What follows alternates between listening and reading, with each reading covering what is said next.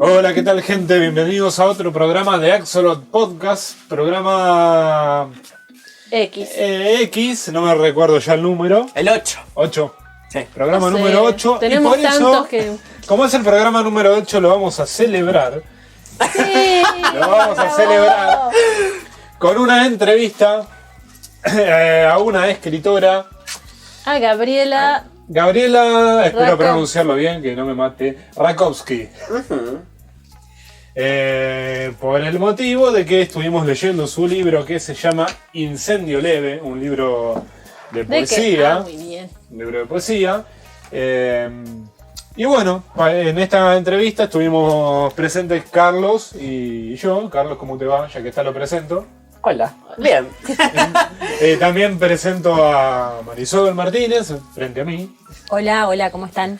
Y acá a mi izquierda, Mara Cañete. Hola, ¿cómo va? Y yo soy Luca Gentile, ¿no? Sí, Luca Sí. Gentile. Por ahora, Por ahora Por sos ahora. Lucas, gentil. Mari y Marisol no pudieron estar Exactamente. por motivos personales, pero estuvieron en espíritu. Estuvieron con nosotras ahí.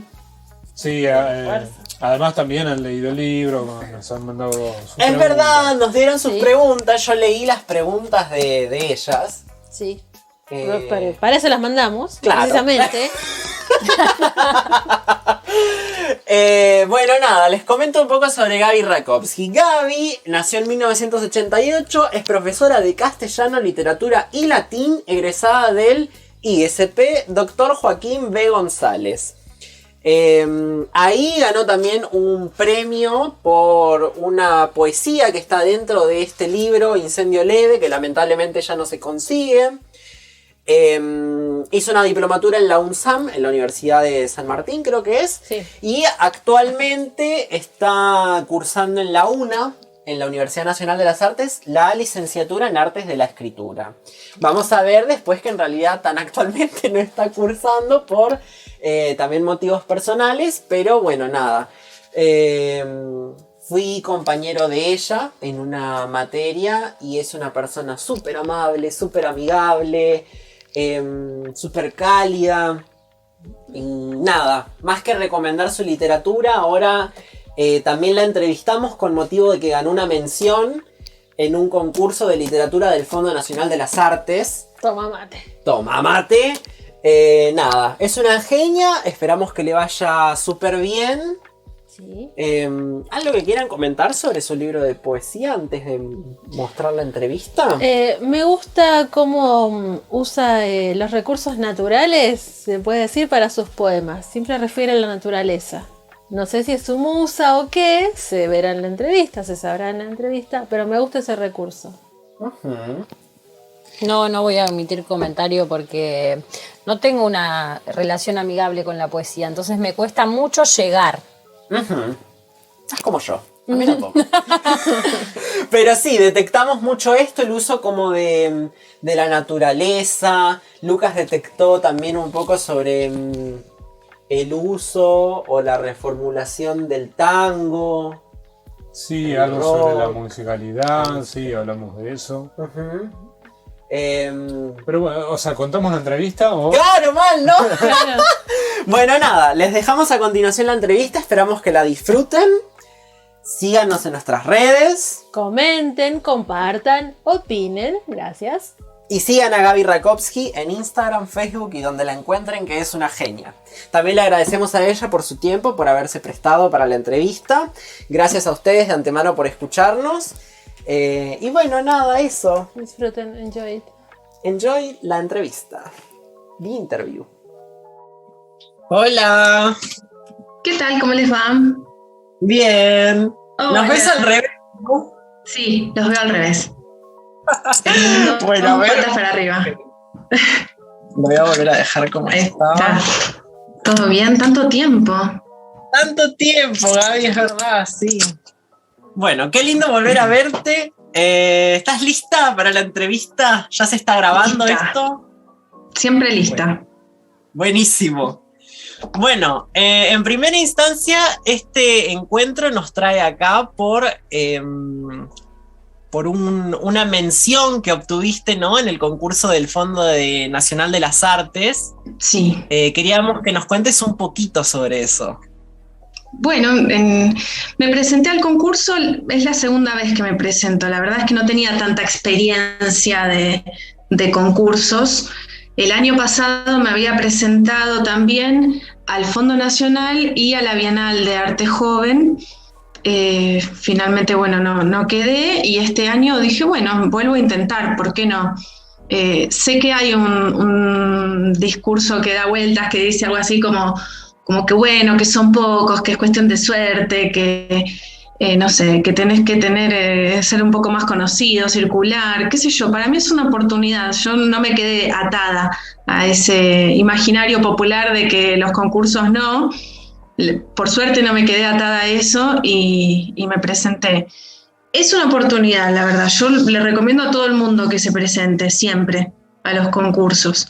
Así que bueno, este año me presenté al fondo. Dudaba también de presentarme al Storni porque coincidían las dos convocatorias, así que me definí y fui por el fondo. Me pareció raro que dos concursos tan grandes hubieran abierto la convocatoria al mismo tiempo. Yo hubiese puesto uno a principio de año y otro un poco después para darle la oportunidad a toda la gente que tal vez no hubiera quedado en el primero, ¿no? Así que bueno, elegí y por suerte quedé, o sea, salió una mención de ahí, del fondo. Una sorpresa, porque la verdad es que no conozco a nadie, o sea, no tengo idea muy bien cómo es el proceso, cómo se elige. Sí me parece que está muy bueno que haya seudónimos. O sea, todos los que nos presentamos al fondo nos presentamos con un seudónimo, no con nuestro nombre real. Y eso me parece muy valioso, me parece que es una experiencia democratizadora, ¿cómo se dice? Hay otros concursos que no, vos te tenés que presentar con tu nombre real y bueno, ahí no sé, dudo un poco, pero esto de buscar un seudónimo y de presentarme así de manera anónima al concurso me pareció muy transparente y por eso es que me da tanta alegría haber quedado. Así que muy contenta. De hecho, esa es una novedad de este año del concurso, porque el año pasado, que también fue con el cambio de dirección, que entró Mariana Enríquez a ser la directora del Fondo Nacional, sí. En el primer concurso que se lanza, post Macri, no estaba la cuestión de los seudónimos, entonces te tenías que presentar con nombre y apellido. Y es verdad esto que vos decís, que hay como un imaginario y un... Sí. No es prejuicio, pero es como un miedo, ¿no? En los escritores más que nada jóvenes o amateurs o inexpertos voy a presentarme, pero ya sé que no voy a ganar. Y a mí me pasó... Tiene que ver con un recorrido, ¿no? Con una experiencia. Uno dice, bueno, pero ¿cómo empezás vos, escritor joven? ¿Cómo empezás a tener experiencia? Te tenés que mover. Claro. Y bueno, necesitamos de estos concursos para que nos escuche alguien que no sea un amigo, ¿no? Un compañero de facultad, un compañero de taller, alguien que ocasionalmente te cruzó en una lectura de poesía. Todo es muy chiquito, sino hoy siendo que al mismo tiempo todo es tan masivo, necesitas de estos concursos. Así que sí. Y no sabía, la verdad es que no me acordaba porque yo me había presentado. Tenés razón. Claro, yo no me presenté el año pasado al fondo, entonces me presenté el anteaño pasado y por esa distancia en el tiempo es que no me acordaba tan bien de que ahí había puesto nombre real. O sea que esto del seudónimo es de ahora, decís vos. Es nuevito, es re nuevito y lo tengo presente porque yo me presenté en el primer concurso de la Enríquez, que yo la amo, porque aparte estaba de jurado en ese entonces, creo que Luciano Lamberti o Tomás Downey, no, mentira, Luciano Lamberti y Vera Giaconi. Y yo dije, qué lujazo, yo soñaba, digo, me llegan a elegir mi cuento ellos, que son expertos del terror, digo, la repego, pero me llevé como una gran desilusión al leer los apellidos y nombres de los ganadores. Yo decía, wow, y me sentía re chiquito, y claro, el poner el seudónimo justamente hace esto que vos decís, ¿no? es que cualquiera pueda participar, no importa el nombre o el apellido que tengas o la familia que tengas de lectores. Pasa por tu recorrido propio como escritor y el valor que tenga tu propia escritura. Exacto. Creo que es el único ámbito, el único espacio en el que deseo ser profundamente anónima, un número, una letra, un nombre cualquiera. Me parece que eso es lo más igualitario, así que sí, está bueno esto del seudónimo. Sí, bueno, y qué honor que hayas recibido esa mención. ¿Sabés quién fue el jurado de este año? Sabés que últimamente tuve tan poco tiempo casi para vivir que no me fijé, está muy mal lo que estoy diciendo, no me fijé la gente del jurado, porque además me pasó algo muy extraño cuando se anuncian los ganadores, los premiados, esto fue en vacaciones de invierno, y yo justo estaba en Jujuy, en un lugar donde no tenía ni señal ni nada, estaba de viaje, estaba en el medio de la montaña, literalmente, bajando de una montaña, me muerden de un perro, termino yendo al hospital, entonces ahí en el hospital engancho señal, fíjate toda la situación, ¿no? En el hospital engancho señal y me caían mensajes, claro, y era gente que me decía, Gaby, quedaste, felicitaciones, y yo no entendía nada porque estaba haciéndome las curaciones de que me había mordido un perro, me estaban dando las antitetánicas, antirrábicas, y estaba entre vacuna y vacuna, enfermera, bueno, todo eso, y me caían los mensajes de que había ganado una mención, así que bueno, no entendía nada realmente, era un fuego artificial en mi cabeza. Y después, bueno, terminar el viaje, volver a acomodarme, etcétera. La verdad es que no tuve mucho tiempo de googlear al jurado. Esto habla bien de mí igual en algún punto. Quiere decir que no conozco a la gente, la voy a investigar. Está bueno, sí. Uh-huh. Bueno, nos contaste que no es la primera vez que te presentás a un concurso. ¿Ya te habías presentado? Es la segunda. La segunda vez. ¿Y tenés pensado? Me había presentado antes. Sí. Después de hecho, ahora estoy esperando a que se publiquen los resultados de la Bienal, que se publican a partir del 18 de octubre. Así que bueno, del Recoleta, estoy esperando ahí que salga ese. Ahí me presenté con otro material, veremos qué pasa. Y sí, me dan ganas de buscar además otros concursos, porque estos dos son los más conocidos acá. Me dan ganas de investigar, de hurgar, a ver qué pasa también afuera, qué chances hay de presentarse en concursos internacionales, etc. Tengo ahí la cabeza muy puesta en proyectar y en salir y en que lo que uno escribe se conozca, ¿no? Sí. Bueno, ¿algún tip que tengas como para, no sé, para animar a la gente a que se anime a mandar sus producciones a algún concurso? Para vencer el miedo. No sé si un tip, pero aprendí con los años, porque hace varios años que escribo, aprendí que hay que ser, esta es la parte trabajosa, ¿no? Hay que ser un tanto disciplinado para programar y decir, bueno, que el tiempo no te esté corriendo, pensar, no leer las bases a último momento, ¿no? Tenés que pensar qué vas a presentar, qué es lo que te piden, buscarle la unidad, no sé. Me pasaba que yo quería presentarme años anteriores a otros concursos y cuando llegaba a leer las bases, no sé, no llegaba, por ejemplo, a la cantidad de páginas o me excedía y tenía que recortar y ya no tenía el tiempo para revisar la obra completa. Entonces, bueno, hay que prepararse para los concursos. Hay que leer con atención todo y programar. Yo últimamente me agendo las cosas en el celular con tiempo. Digo, bueno, el mes que viene empieza esta convocatoria, entonces ya lo voy pensando con tiempo, con anticipación. Es un trabajo, realmente. De esto me quedo con dos cosas. Primero mencionaste que hace, muchos años que estás en la escritura y también que hay que darle tiempo, ¿no? A la parte de la corrección, de la revisión. ¿Vos estás dando talleres o asistiendo a talleres de escritura?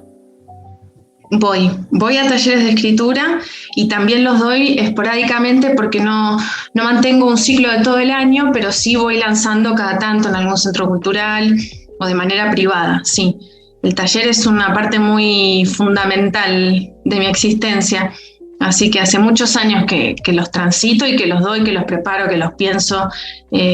Cuando voy, bueno, es una formación, ¿no? Tengo dos tipos de formaciones. Una formación es la docente y otra formación, porque soy profe de literatura, y otra formación es la de escritura, que son dos cosas totalmente distintas. Así que, bueno, eso.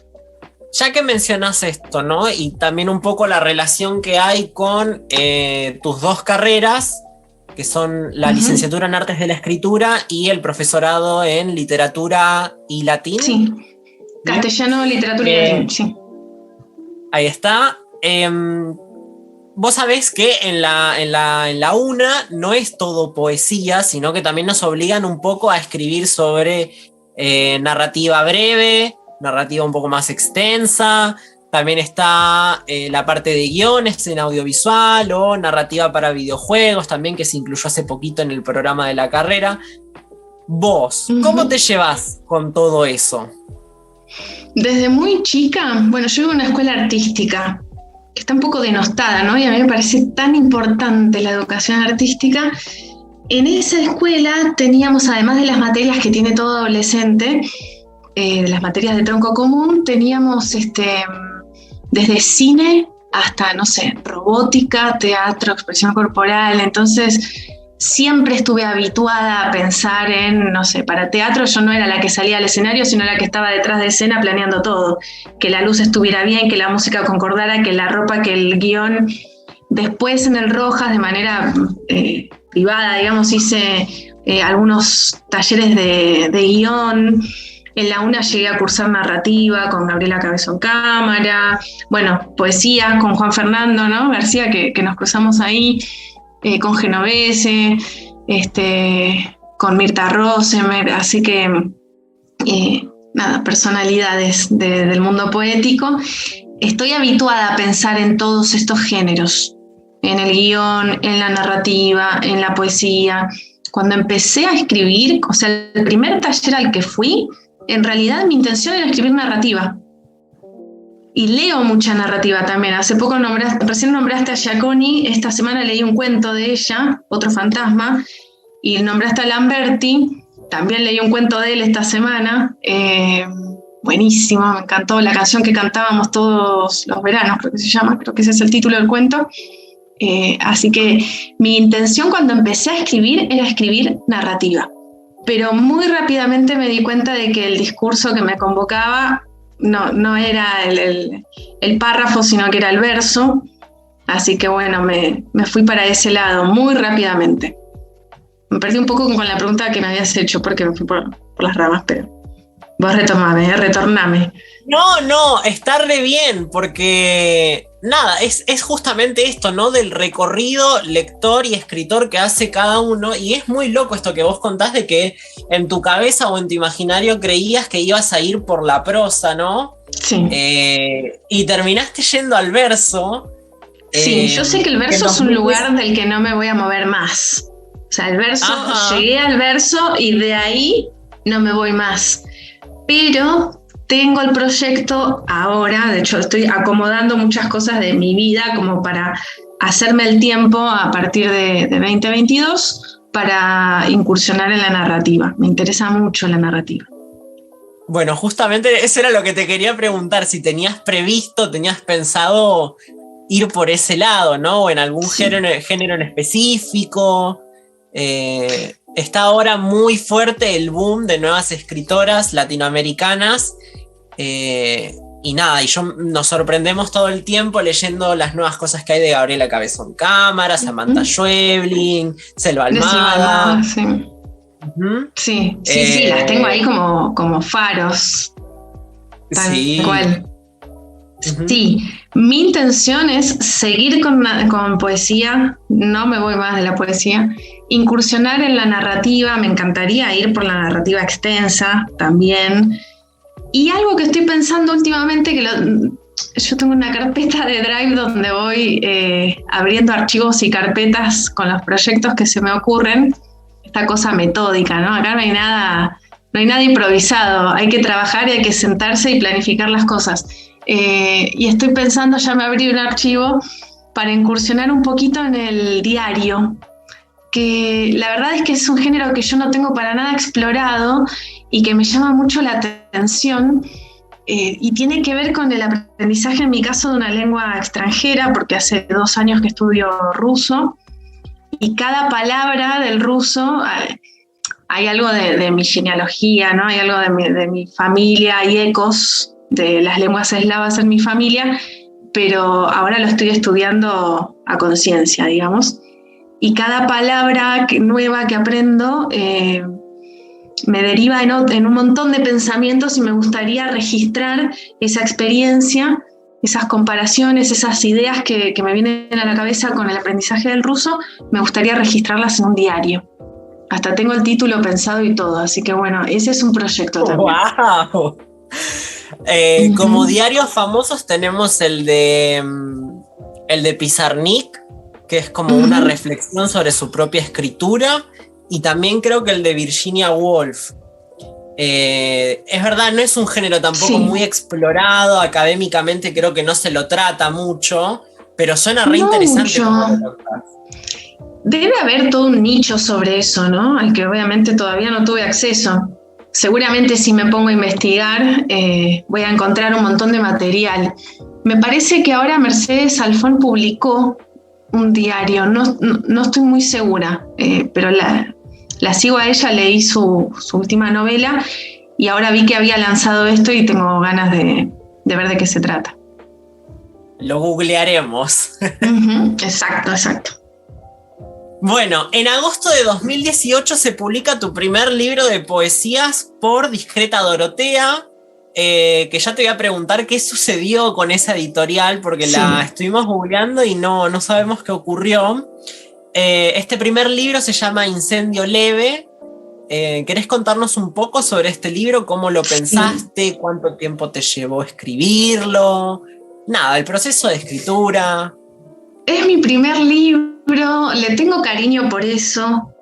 A veces lo vuelvo a leer y pienso, qué joven esto, hubiese hecho otro corte de verso, hubiese cambiado esta palabra, me dan ganas de republicarlo con correcciones, con agregados. Bueno, pero entiendo que es la sensación que debe tener todo poeta con su primer libro, ¿no? Tardé 5 años en escribirlo, pensé mucho cada palabra de ese texto. Disfruté mucho de la edición también, la edición es bellísima. Alicia Salvi había fundado hacía muy poquitos meses nada más esta editorial. Alicia, no sé si la conocen de nombre, les cuento un poquito. Ella fue presidenta de ALIJA durante muchísimos años, la Asociación de Literatura Infantil y Juvenil de Argentina. Nos representaba en el mundo, una persona muy, muy, muy generosa y que sabía muchísimo, aprendí mucho de ella.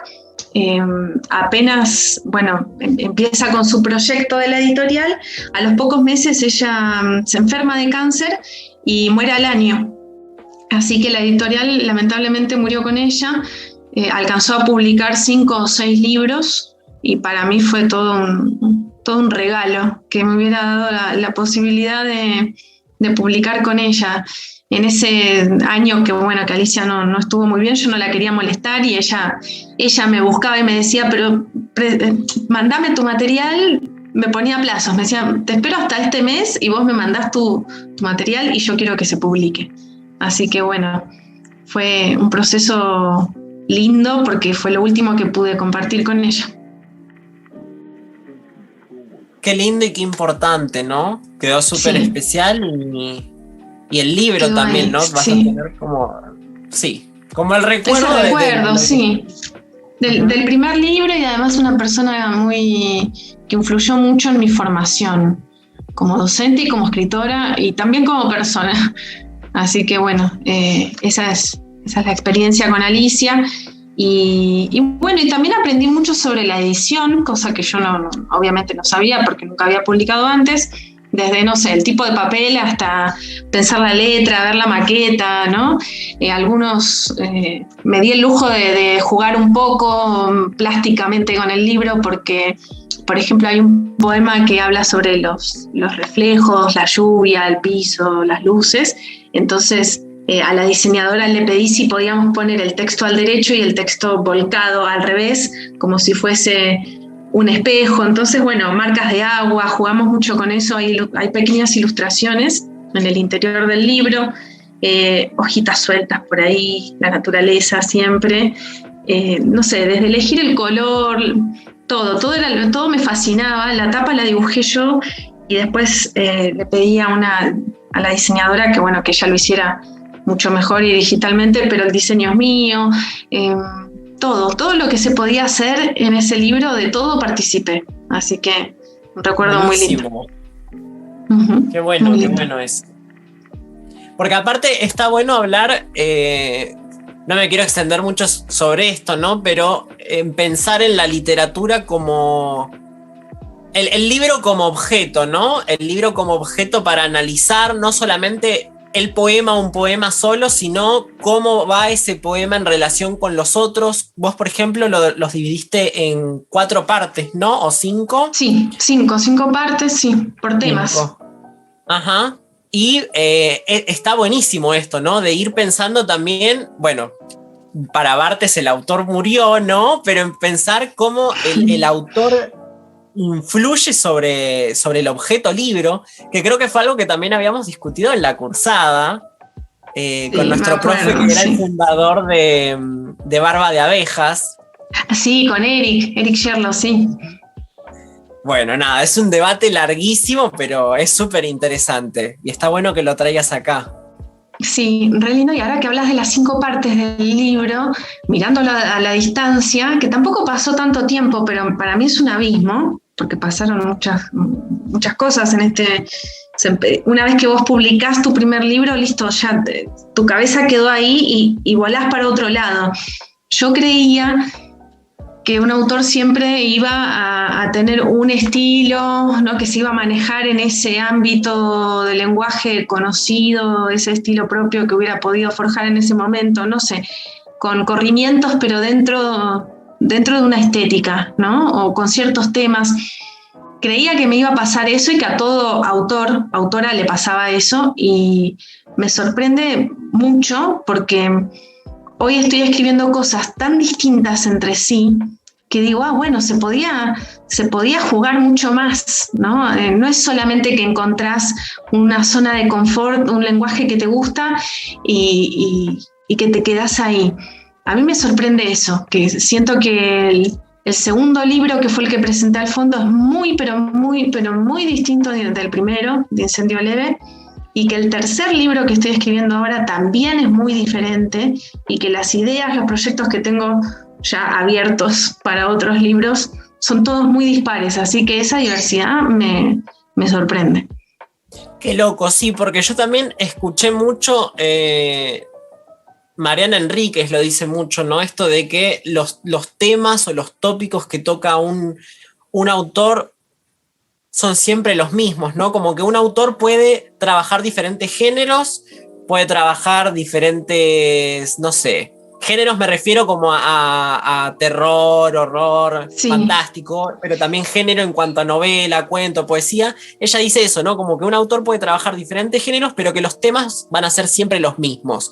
¿Vos creés que estás haciendo un cambio total, así de este estilo, de que estás trabajando nuevos tópicos, nuevos temas? Sí. ¿Sí? Entiendo lo que Mariana Enríquez dice y lo justifico por el género en el que ella está inmersa, que es la narrativa. Tal vez cuando yo empiece a escribir narrativa, pueda darle la razón. Ahora, desde el lado de la poesía, siento que me sucede otra cosa totalmente distinta. Que puedo explorar otras formas, otra versificación, prosa poética y tonos, lenguajes y tópicos muy distintos. Hola, ¿qué tal? ¿Qué tal, Lucas? Estaba acá escuchando atentamente la conversación. Vi que en tu libro, Incendio Leve, recurrís mucho a la naturaleza como tema y como herramienta también para narrar un tema. ¿A qué se debe esto de recurrir tanto a la naturaleza? Para mí la naturaleza es un campo de experimentación total.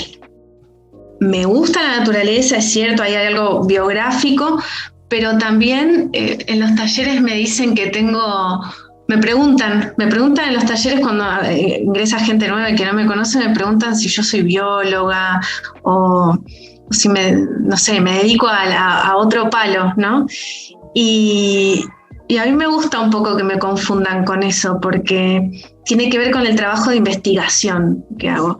A veces, no sé, me sorprendo leyendo sobre física, papers sobre física, cosas de astronomía, me voy a la historia y busco cómo los griegos pensaban algún fenómeno natural.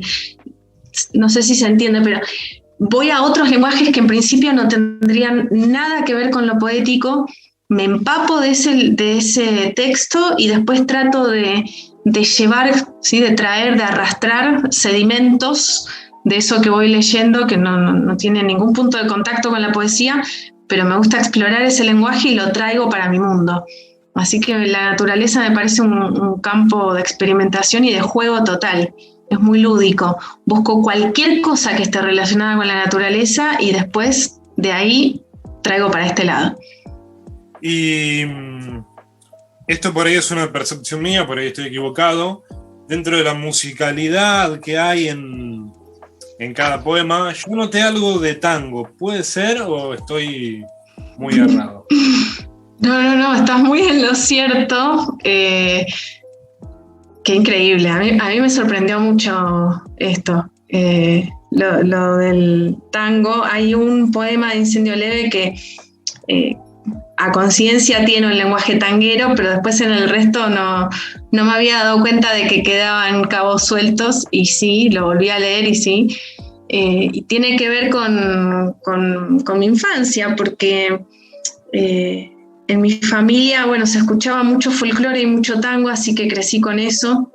No crecí ni con el rock nacional, ni con el rock internacional, lamentablemente, ¿no? Porque se exploraban esos dos géneros en mi casa, así que tengo un resabio. Tal vez la naturaleza viene por ahí, quizás, esta cosa de todo el cancionero popular, folclórico argentino y el tango, siempre presentes, sí. Y además, bueno, abuelos inmigrantes que escuchaban tango y que querían aprender a hablar español y hablar como argentinos, entonces era que nosotros escucháramos tango y folclore y lo regional, y es un poco esta cosa que quedó de los inmigrantes. Yo quiero volver un poquito más para atrás y preguntarte sobre esto que vos estabas comentando de estos nuevos cambios que estás tratando de hacer en tu escritura con respecto a los temas y demás. Para hacerte dos preguntas, porque no me quiero quedar con la pregunta. Una es si aparte de los temas estás practicando con nuevas formas, que en la poesía es como la parte más divertida. Vos sabés que a mí la poesía no me gusta, pero reconozco que, qué sé yo, tiene esta posibilidad de la narrativa quizás no la tiene. Yo sé que esa frase que repetís es medio como tu escudo. Él lo dice para cubrirse, pero después te tira un comentario poético que decís de dónde lo sacó, ¿no? Así que no te creemos nada, Carlos. No te creemos nada. Es falsa modestia. Bueno, preguntarte eso, si estás explorando nuevas formas, y ya que estamos con la forma, preguntarte cómo encarás vos cómo encaraste en Incendio Leve el trabajo con la forma, si es como tu prioridad, si lo dejás ser, dejás que fluya o te centrás mucho en eso, priorizás quizás contenido por sobre forma o forma sobre contenido, no sé, quería que me cuentes sobre eso. En Incendio Leve me di el lujo de jugar. Hay caligramas en Incendio Leve, hay poemas que tienen, no sé, forma de embudo, que están dados vuelta con marcas de agua. No sé, me preocupé mucho por... Hay un poema que se llama A, la letra A, la primera letra del alfabeto. Ese es el título y todo el resto del texto es una hada da vueltas. Me fijé también mucho en la separación en estrofas de Incendio Leve. poemas que son más alargados, poemas que son más compactos y grandes y de largo aliento. O sea, el texto que abre Incendio Leve es a modo de mini prólogo propio, es una prosa poética, así que en Incendio Leve hay mucha variedad de forma. Creo que me di el lujo de jugar ahí y ahora no me está pasando eso, ahora soy muy consciente del trabajo con el verso libre. Así que, y de hecho me di cuenta hoy lo estaba pensando esto, que estoy escribiendo poemas compactos, que no están divididos en estrofas, son núcleos compactos, y siempre el verso libre. Estoy trabajando con eso ahora. Esa es mi búsqueda nueva. Creo que Incendio Leve es un libro un poco más juvenil, y ahí jugué con la forma, y ahora eso ya no me interesa tanto. Mira, ¿podrías contarle un poco a nuestros oyentes de qué se trata esto del verso libre? Sí, que no sigo una métrica, no sé, me puedo valer de algún recurso, pensar por ejemplo en el haiku. Suelo pensar los haikus para los finales de los poemas, por ejemplo, o para los inicios. Me gusta eso de pensar, no sé, hay poetas como Sharon Olds que ponen mucho énfasis en el comienzo del poema y después todo el desarrollo es una continuación, una explicación, es abrir ese mundo que se plantea en los primeros versos. Y a mí me gusta darlo vuelta. Yo me considero más una poeta de los finales, ¿no? Creo que pienso la forma hoy desde ese punto de vista, no tanto en contar sílabas y en ver si el verso rima, eso no me interesa para nada. Sí puedo tomar cosas que leo por ahí, por ejemplo, si justo estoy leyendo un material sobre haiku, decir cómo lo puedo traer, cómo lo puedo usar como recurso, o pienso en los comienzos o pienso en los finales de los poemas, pero no es que estoy contando sílabas, no, eso no. No como eso yo no. En el programa que escuchaste. Tampoco te creemos, no te creemos eso. Escúchame, Gaby. Hay experimentos raros igual, ¿eh? Hay gente que hoy escribe sonetos, hay experimentos raros y que son muy buenos y que ganan premios, pero bueno, deben tener un motivo para hacerlo, ¿no? Así que, no, si alguien cuenta sílabas, debe tener un motivo. Si alguien escribe en soneto hoy, debe tener un motivo. Lo está actualizando, está planteando otra cosa, está retomando, no sé, el siglo de oro, no sé. Pero para trabajar con una forma hay que tener un motivo, hay que tenerlo claro eso. Qué importante eso que decís. Te quería hacer una pregunta, porque me quedó colgada. Vos recién mencionaste a la fundadora de Discreta Dorotea como una referencia muy importante, ¿no? También mencionaste a las autoras que están ahora, autoras contemporáneas, a Gabriela Cabezón Cámara, también a profes de la universidad. ¿Qué escritores podrías mencionar que fueron influyentes en tu recorrido como escritora? Sí. Pueden ser poetas, ¿no? Sí. Si voy por el lado docente, que además, justo Alicia Salvi era escritora y docente, y en mi formación otra persona muy importante para mí es Isabel Basalo, que también formadora de docentes, y escritora y poeta y tallerista, así que fue como mi primera maestra, digamos, en Incendio Leve. De hecho, se escribió en gran parte participando de su taller, así que ellas son como las personas allegadas que marcaron un poco mi camino, y después, están todas las lecturas, ¿no? A veces tengo como el vicio de pensar grupos de poetas por momentos históricos o por países. Todo el grupo de las poetas uruguayas, Marosa, Idea Vilariño, hay un montón de nombres, soy muy mala para los nombres, pero puedo decir las poetas uruguayas, que me interesan mucho, las poetas estadounidenses confesionalistas como Sylvia Plath, como Anne Sexton, como Sharon Olds, me interesan mucho, aprendí mucho de esas poetas confesionalistas. Después, no sé, podría nombrar otros escritores latinoamericanos. Watanabe, me gusta muchísimo Watanabe, tiene una delicadeza que me parece asombrosa. Te esa cosa como herencia oriental, pero del lado de Latinoamérica, o esa fusión muy, muy linda de Watanabe, eso me gusta mucho. Él trabaja mucho con la naturaleza también. Y esta semana estuve leyendo, por ejemplo, a Soledad Castresana, que no sé si la ubican, escritora argentina, que ahora creo que vive en Dominicana.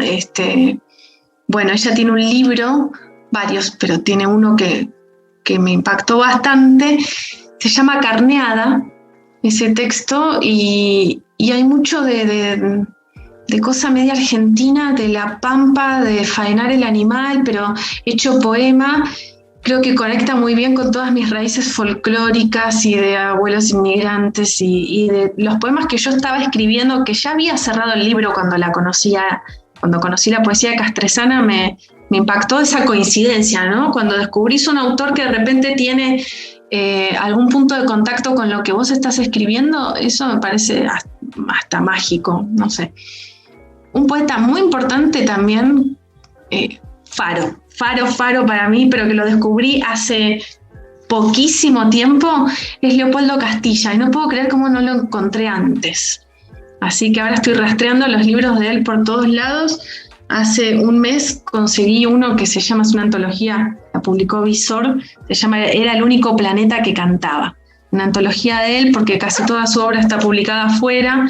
Él es argentino, nació en Salta, está vivo y me fascina lo que escribe. Así que bueno, ahí tengo una gran recomendación para hacer, un club de fans donde yo soy la número 1, socia fundadora de Leopoldo Castilla, soy yo. Eso va a quedar asentado acá. También estuve incursionando un poquito en Arnaldo Calveira, pero recién ahora, o sea, estoy conociendo a Calveira y ese lenguaje surrealista que tiene, muy raro. Así que bueno, está bueno también.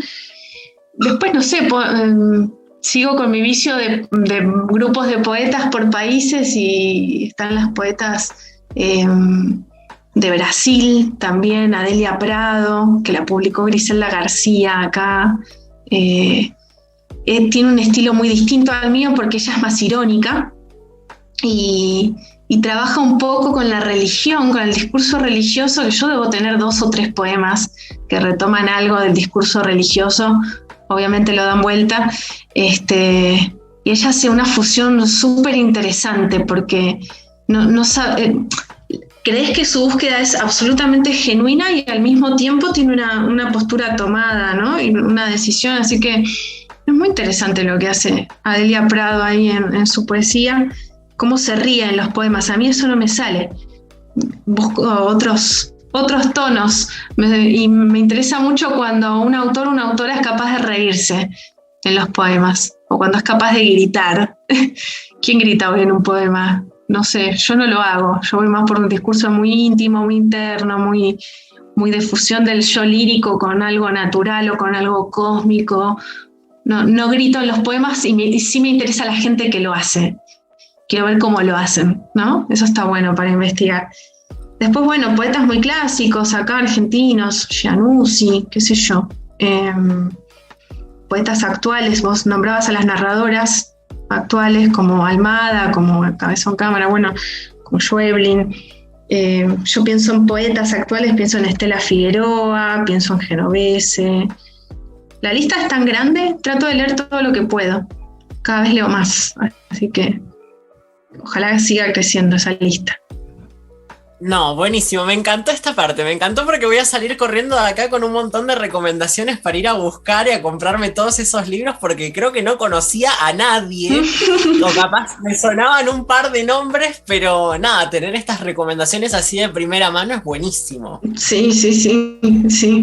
Y obviamente que si vos me preguntás, bueno, ¿cuál fue tu motivación, no sé, de adolescente para escribir?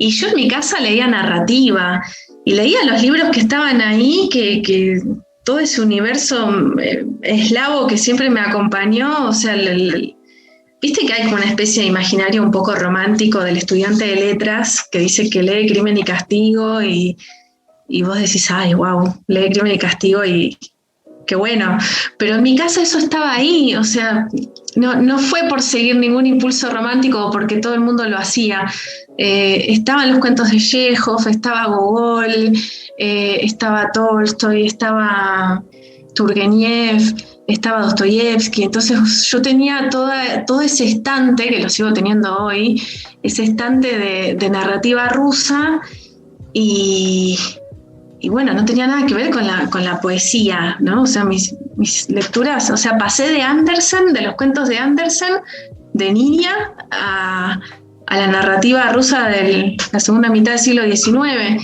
Y el primer viaje que hice a Europa fue un viaje casi literario, porque dije, voy a conectar, me quedó un bache en el medio, voy a conectar Andersen con los rusos, así que fui a Bratislava y me saqué la foto ahí abrazando la estatua de Andersen, y después me fui a Moscú a abrazar el busto de Dostoyevsky en la Universidad Lenina. Entonces, bueno, esa fue como mi cuna, pero después me fui para otro lado, para la poesía.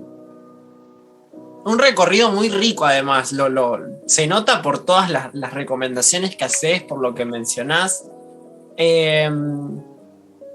¿Qué tanto crees que influyó en tu escritura el recorrido como docente en el Joaquín B. González? Mira, a mí me parece que hay hay dos tipos de discursos sobre la poesía y que nacen ahí, nacen en la escuela.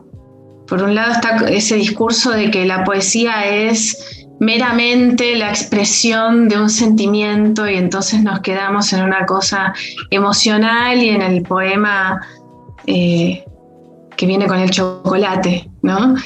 Entonces pasa a ser, queda ahí, queda como un poco vacío y no sé si vacío, pero muy limitado, ¿no?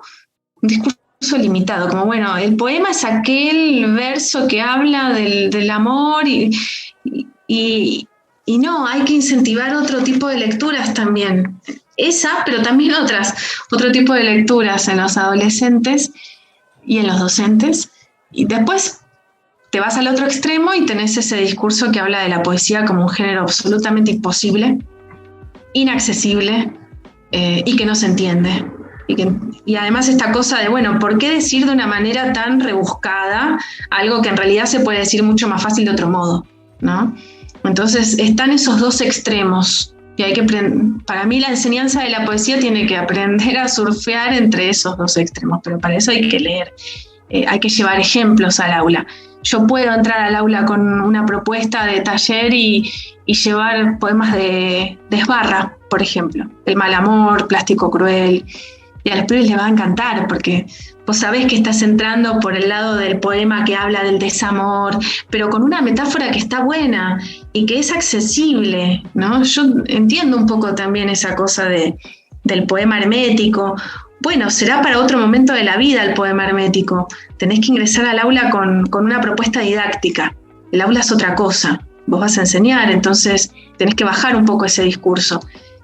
Pero bajarlo no significa dejarlo vacío. Entonces, si vos entras con un poema de Sbarra que te habla de la desolación, pero la metáfora en ningún momento aparece el yo. Es una casa que el piso está lleno de mugre y las paredes se caen, se descascara de la humedad y la persiana no sube, quedó la toalla colgada con rastros, con tu pelo ahí caído, no sé, es toda una metáfora y la casa se está derrumbando, y en realidad toda esa descripción de la casa en el poema está hablando del yo poético, de cómo quedó devastado después de un desamor, no sé. Bueno, ya el chico ingresó por otro lado, ¿no? Entendió cuál era la metáfora. Me parece que es ese un poco el juego y el camino y la propuesta, y llevar ejemplos. Eso, no hay mucha definición armada, hay que llevar ejemplos, atravesar la lectura. A nosotros, por ejemplo, en nuestra carrera docente nos pasó que es una pata chueca de la mesa, ¿no? Porque no hay mucho trabajo con la poesía, pero a nosotros como docentes se nos exige de alguna manera dar poesía, y no me refiero únicamente a los poemas épicos, sino a la poesía en general, y quitando las vanguardias, que eso ya es otro tema, ¿no? Sí. Y nada, justamente por eso te queríamos preguntar a vos, como poeta, cómo llevabas la poesía al aula. Y es buenísimo esto que comentás, ¿no? De poder acercarse a los pibes con metáforas que les sean quizás más cercanas o con situaciones que ellos puedan sentir como propias y al mismo tiempo no caer en este discurso, ¿no? De que la poesía es únicamente eso, ¿no? Como hablar de los temas del día a día, ¿no? O del amor y del desamor, ¿no? Porque también hay que corrernos de eso. Claro, es que una vez que vos le planteas al alumno o alumna la experiencia de lectura, después los temas van a empezar a caer solos. Pero hay que atravesar, vos decís, nos exigen enseñar lírica, por suerte nos exigen enseñar lírica, pero hay que pensar una propuesta didáctica, hay que tener claro el motivo, qué vas a llevar, cómo lo vas a dar. Yo creo que si hoy entras al aula a contar versos en decasílabos no le va a interesar mucho a nadie. Yo quisiera que el alumno viva la poesía, que viva la lectura de la poesía, que viva la experiencia, que converse con los demás y con vos, que vas a ir guiando esa lectura, qué sentidos aparecieron, y que entienda que no es una manera rebuscada de decir las cosas porque somos complicados, no, que es un lenguaje que no tiene nada que ver con otro tipo de lenguajes, no es un lenguaje utilitario, no es un lenguaje pragmático, es un lenguaje que te enseña a pensar y que construye un objeto. Entonces cuando empezás a leer poesía y eso se vuelve carne, ya está. Y yo quisiera que después todo el mundo salga del aula con un poema tatuado, pero bueno, alguno va a poder hacerlo, otro tal vez no. Ojalá, es mi intención. Vamos de a poco, ¿no? Sí, yo parece que lo fuera a matar que lo fuera a matar a mis chicos contando sílabas, pero bueno. No. Después las contamos, pero en principio no. Claro. Bueno, no sé, ¿vos tenés alguna otra pregunta más?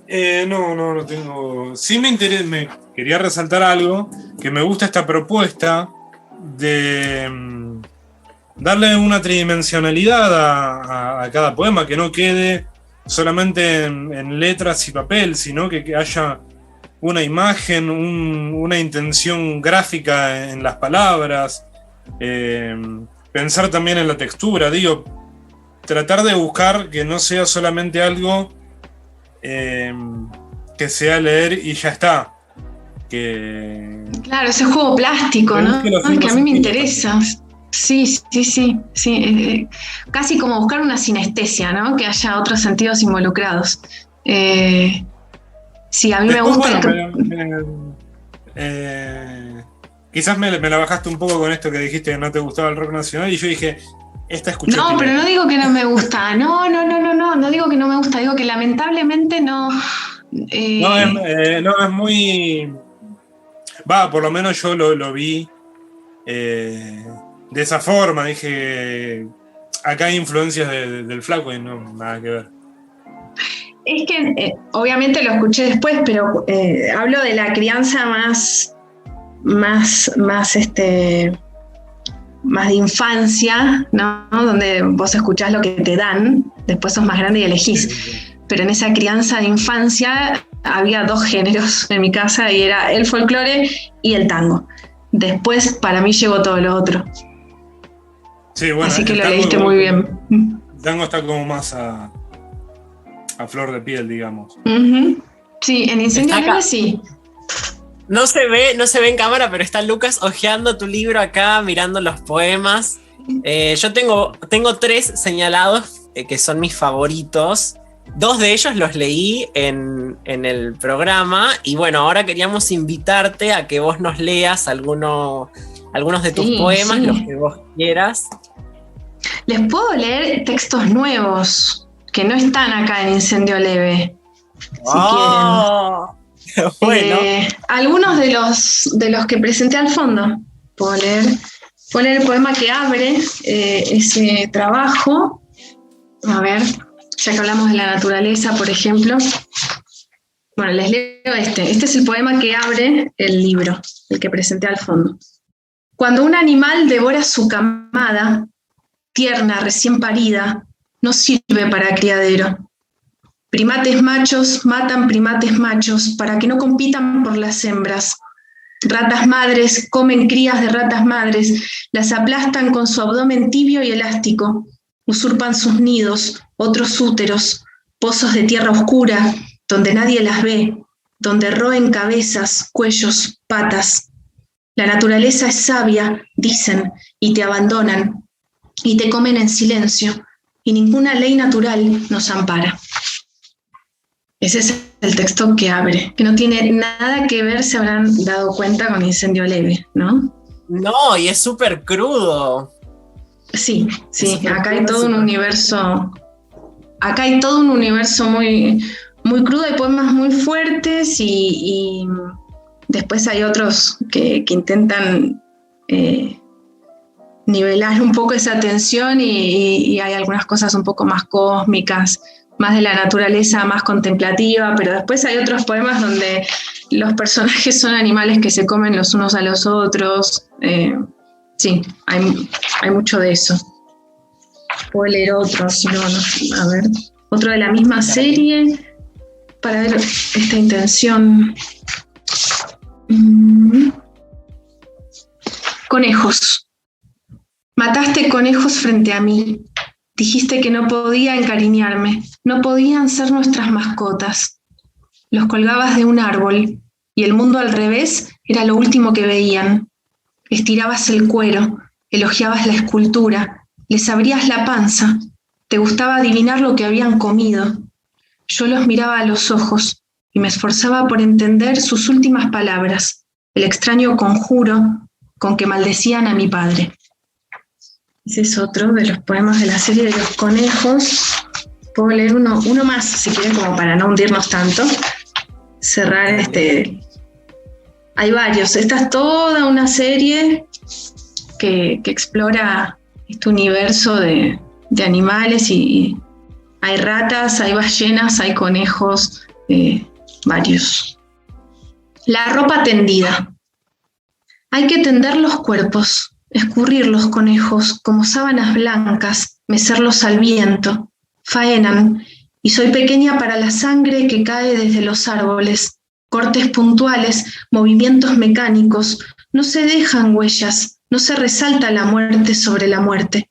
Las pieles alfombran el pasto suave, escucho el latido, entrecierro los ojos, busco las transparencias de la tarde caliente. Con una ramita espanto las moscas, la revelación entre la ropa colgada que respira y me dice, el corazón, el hígado, los pulmones, los músculos tensos, como un apéndice hinchado, me dicen que ya no hay secretos, escupen la tierra, la siembran de semillas de ortiga, me dicen que ya no hay abrigo y que esto es la intemperie. Bueno, ahí está. Por eso hace un rato les nombraba este poemario de Castresana, Carneada, que describe toda esa una situación de faena en el campo, pero yo leí ese libro hace muy poco, ya había terminado este material, ya lo había presentado al fondo, entonces bueno, cuando encontré estos ecos, estas coincidencias, estas resonancias, me pareció muy impresionante. Y qué contraste con Incendio Leve. Uh-huh. Abordás la naturaleza, pero quizás ahora de un lado más visceral. Sí. Más crudo. Sí, totalmente. Por eso yo hace un rato les decía que me sorprendía mucho del cambio. El cambio de tono, de temas también, porque estos no son los únicos poemas del libro, hay otros mucho más amables. Así que me sorprende ese cambio, cómo puedo ir variando los temas, los registros. Sí. Si quieren puedo leer el último, más tranqui, como para no terminar tan caídos. A mí quería mencionar que a mí me sorprendió en realidad mucho más el segundo poema que leíste, porque ahí sí podemos ver, se nota bien claro que estás trabajando con una forma completamente diferente. Es como, es poesía más narrativa, sí, acá hay algo, sí. Esa belleza de la naturaleza y a la vez te asusta un poco de lo brutal que puede ser el hombre. Sí. Es verdad, hay algo en estos que elegí ahora hay algo un poco más narrativo. Soy consciente de esto que vos decís. Después hay otros poemas que no, que son más crípticos, que son un poquito más cerrados. Fue un trabajo muy a conciencia ese. Incendio leve es muy hermético. Ahora lo pienso así, es hermético. Entonces, mi desafío para el segundo libro era alivianar un poco eso, aligerarlo, que no fuera tan cerrado. Así que hay un trabajo más narrativo, es verdad. Ahora, en estos. Bueno, si quieren leo el último, un poco más tranqui, no tan oscuro. Dale. ADN se llama este. Una palabra me quema a larga distancia. Sus restos de planeta azul vuelan con el tizne negro de los tordos. La galaxia se expande, pero mi pecho no se ilumina. Está hecho con palabras de diccionario y no sabe lo mismo que un poema. Las partículas de la atmósfera se apagan, el atardecer las arrastra hacia las grietas de la tierra, pero por la noche fermentan. Brota el miasma de la soledad, y yo, que no sé de enfermedades, ni de volcanes, ni de vapores, levanto la cabeza y me quedo mirando el ADN de las estrellas. Bueno, acá no hay muerte, Muy acá lindo, no hay muerte, y claro, súper tranqui. Es mucho más cósmico, como vos decís. Sí, acá hay un yo que está mirando el cielo, es otra cosa, sí. Sí, hay un trabajo con las luces que a mí me gusta mucho, son los poemas. Aparecen palabras que en principio no son raras para un poema, ¿no? Planeta, por ejemplo. Planeta y atmósfera, y en el medio hay un verso que usa la palabra diccionario. Me gusta nivelar, me gusta jugar con eso, con registros campos semánticos que en principio no tendrían nada que ver entre sí y cómo todo eso puede convivir de una manera armónica. Uh-huh. ¿Te gusta jugar con las dualidades? No sé si se ve tanto en Incendio Leve, pero en estos poemitas que leíste recién, se renota eso. Como el juego de opuestos, de alguna manera. Siempre está el juego opuesto, sí. Mentira, en Incendio Leve también lo habíamos notado. Creo que en uno de los poemas que vos leíste estábamos hablando, ¿no? De esto de el ver una ciudad de día y el opuesto de noche, cómo cambia la misma ciudad, los seres que la habitan. Es verdad, sí, ahora me acordé. Incendio Leve está lleno de juegos con dobles. Hay un poema que habla del reflejo, un reflejo en un pozo de agua, y ese reflejo en ese pozo en realidad es otro que te está mirando. Ese poema me gusta mucho, Incendio Leve. Sí, está lleno de dobles. ¿Podemos saber el título de este segundo libro que fue el que mandaste al concurso? Sí, se llama Los fósiles sueñan con el deshielo. Ese es el título del segundo libro. Así que si lo googlean, salta ahí como el del fondo. Ahora estoy buscando editorial, así que bueno, veremos si encuentro para que salga, para que esté en papel. Ojalá que sí, así lo podemos difundir, que se lea. Ojalá que sí. Proyectos, todos proyectos.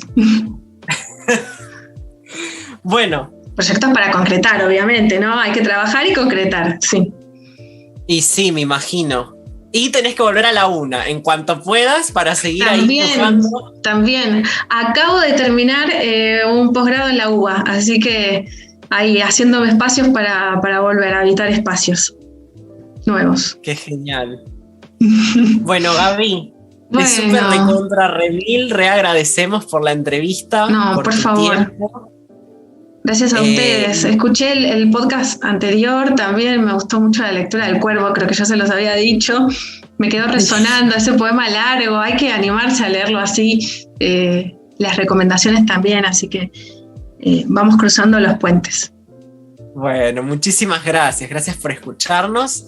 A ustedes. Nada, eso, gracias por prestarnos tu tiempo acá, tu voz también para contestar las preguntas y leernos, que le da otro sentido a los poemas cuando los lee el autor y con su tonalidad como los pensó, así que gracias también por eso.